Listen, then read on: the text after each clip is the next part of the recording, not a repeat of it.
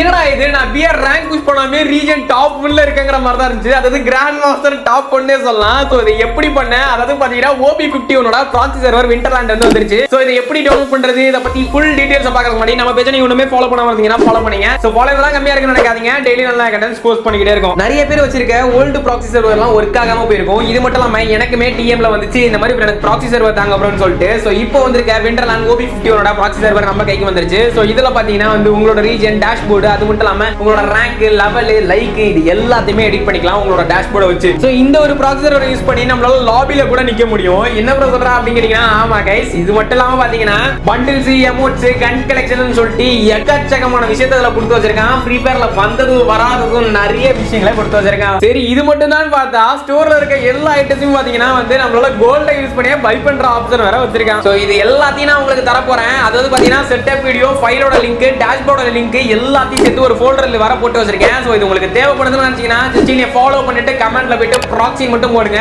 ஆட்டோமேட்டிக்கா உங்களோட டிஎம்க்கு வந்துரும். சோ இந்த ஒரு வீடியோ மிஸ் பண்ணாம இருக்கிறதுக்கும் உங்க ஃப்ரெண்ட்ஸ்க்குலாம் ப்ராக்ஸி சர்வர் பத்தி தெரியாம இருந்துச்சுன்னா இந்த வீடியோவை சேவ், ரீபோஸ்ட் இல்லனா ஷேர் ஒன்னு பண்ணிக்கோங்க.